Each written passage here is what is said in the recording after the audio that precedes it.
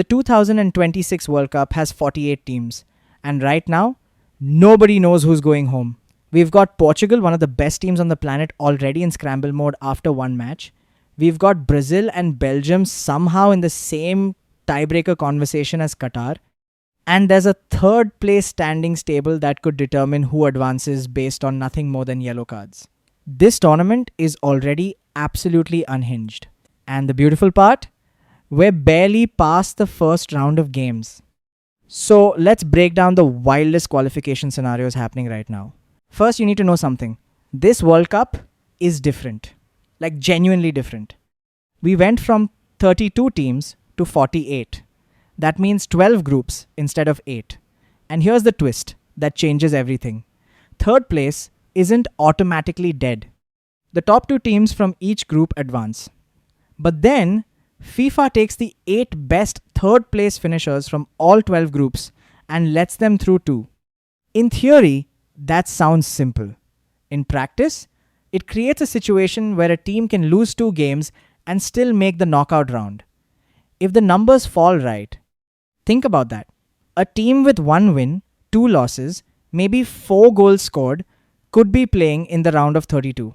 This format basically invented a whole new kind of chaos. Now let's talk about the first big shock.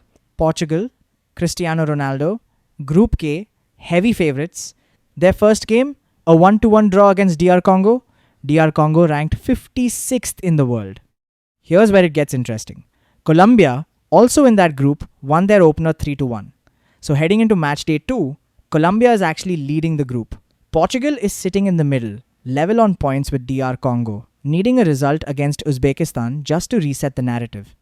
Now to be fair, Portugal almost certainly makes it through. They're still talented enough to handle their business. But that draw? That wasn't the script. That wasn't what anyone expected. And it set up a Group K that could genuinely go multiple directions before it's done. Ronaldo in a group where nothing is guaranteed. The content writes itself. Remember how we said the 8 best third place teams advance? Well, FIFA has to rank those teams somehow. And the tiebreakers go like this: points first, then goal difference, then goal scored, then team conduct score. Team conduct score. That means yellow cards decide who goes home. Right now, after just one round of games, we already have teams tied on points, tied on goal difference, tied on goals scored, and separated by discipline. Portugal picked up 3 yellow cards in their draw with Congo. Brazil and Belgium each had 2. Qatar had 2. So Portugal actually dropped in the third place standings because their players couldn't keep their hands to themselves. You know the type.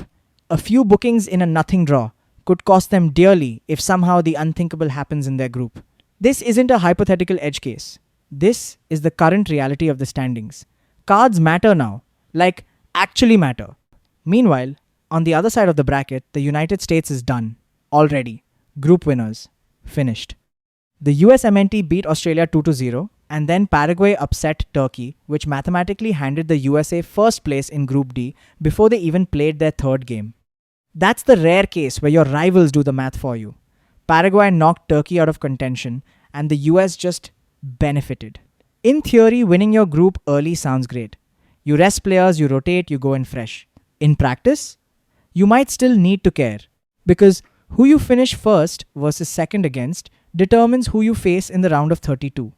And in a 4-8 team tournament with this many weird third place paths, your bracket position is everything.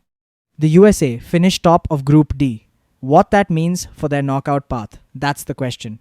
Group A has Mexico already qualified and through as group winners. But then you got South Korea and Czechia in a battle that neither can afford to lose. After Matchday 2, both teams drew 1-1 against each other. That means second place in the group is still up for grabs. But here's the thing. South Africa, the 4th team in the group, is already mathematically locked into last place. So the race is simple. South Korea versus Czechia. Winner goes through comfortably.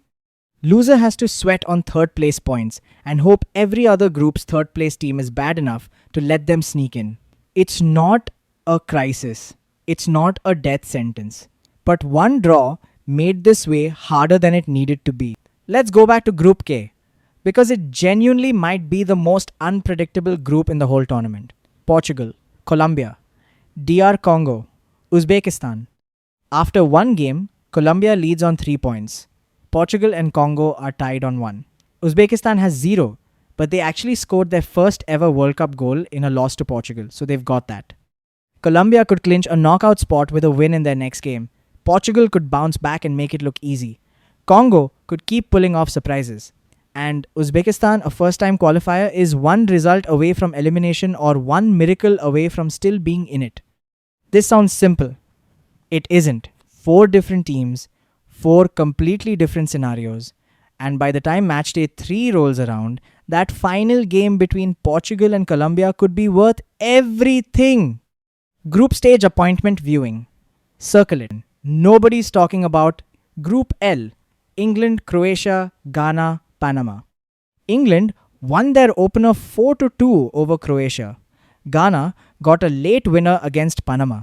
So both England and Ghana are on 3 points. England leads on goal difference. And Croatia and Panama are in genuine danger. Here's the wild part, Croatia. A team that was in the World Cup final in 2018, runners up, now sitting on 0 points after one game, facing England next, needing to win just to stay relevant. And England? Harry Kane scored twice in the opener. If they beat Ghana in Matchday 2, they could be through before their last game, which means Croatia might be fighting for a third place berth, and Panama might already be booking flights home. The fall from runners-up to out in the group stage in 8 years, that's football. That's brutal, beautiful football. So here's where we are. We came in talking about crazy qualification scenarios. And what we found was exactly that. A tournament so wide open that Portugal's sweating, yellow cards are eliminating teams, and a country like DR Congo is genuinely threatening to upend a group. The core idea, this new 4-8 team format didn't just add more teams. It added more chaos, more paths, more ways to survive, and more ways to spectacularly, humiliatingly crash out. The question now is this. By the time Matchday 3 is done, how many favorites will have already stumbled? Because we are 2 match days in, and the surprises are already stacking up. If you want to stay on top of every wild scenario as it unfolds, hit subscribe. We break down the football the way it should be explained. Fast, clear, no fluff. The group stage isn't over. Not even close.